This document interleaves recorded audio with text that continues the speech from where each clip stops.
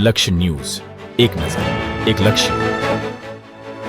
નમસ્કાર દર્શક મિત્રો, લક્ષ્ય ન્યૂઝ ચેનલમાં આપનું હાર્દિક સ્વાગત છે. હું છું મેઘા અગ્રાવત અને જોઈએ આજના સમાચાર વિગતવાર. કલોલ કલ્યાણપુરા ખાતે મેરડી માતા મંદિરના નવા શેડનું લોકાર્પણ, કાઉન્સિલરો અને પ્રતિભાશાળી યુવાનોનું સન્માન. કલોલ શહેરના કલ્યાણપુરા વિસ્તારમાં આવેલ મેરડી માતા તથા મહાકાળી માતાના મંદિરે નવા નિર્માણ પામેલ શેડના લોકાર્પણ તેમજ સન્માન સમારોહનું ભવ્ય આયોજન કરવામાં આવ્યું હતું. સમસ્ત નાયક ડાંગ રૂચિયા પરિવાર દ્વારા આયોજિત આ કાર્યક્રમમાં સમાજના આગેવાનો, ચૂંટાયેલા જનપ્રતિનિધિઓ, દાતાઓ અને મોટી સંખ્યામાં સમાજજનોએ ઉત્સાહભેર હાજરી આપી હતી. કાર્યક્રમની શરૂઆત માતાજીના પૂજન અર્ચન અને મંગલ આશીર્વાદ સાથે કરવામાં આવી. મંદિર પરિસરમાં ભક્તજનો તડકો, વરસાદ અને અન્ય પરિસ્થિતિઓમાં વધુ સુવિધા મળી રહે તે હેતુથી નવા શેડનું નિર્માણ કરવામાં આવ્યું હતું. આ નવા શેડનું વિધિવત લોકાર્પણ મહાનુભાવોના હસ્તે કરવામાં આવ્યું હતું.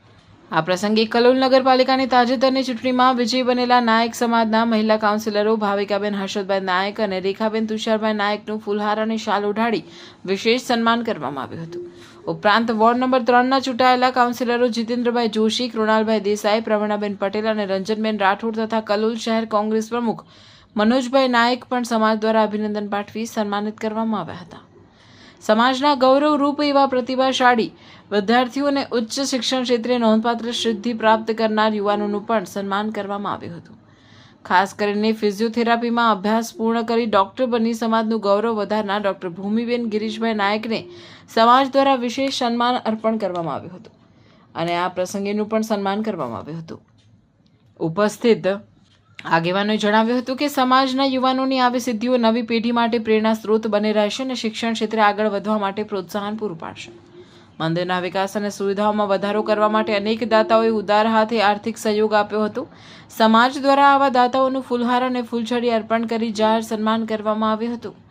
આગેવાનોએ જણાવ્યું હતું કે સમાજના સહયોગ અને દાતાઓના યોગદાનથી આવા ધાર્મિક અને સામાજિક કાર્યો સફળતાપૂર્વક સંપન્ન થઈ શકે છે. કાર્યક્રમમાં સમસ્ત નાયક મહેસાણા સમાજના પ્રમુખ વિપિનભાઈ નાયક, કલોલ નાયક સમાજના પ્રમુખ પરેશભાઈ નાયક, અગ્રણી વકીલ ભરતભાઈ નાયક, કમલેશ શહેર ભાજપ સંગઠન મહામંત્રી પ્રકાશભાઈ નાયક સહિત સમાજના અનેક આગેવાનોની ઉપસ્થિતિ રહી હતી. ઉપરાંત નાયબ ડાંગ રૂચિયા પરિવારના સભ્યો, મહિલાઓ, યુવાનો અને વડીલો મોટી સંખ્યામાં હાજર હતા.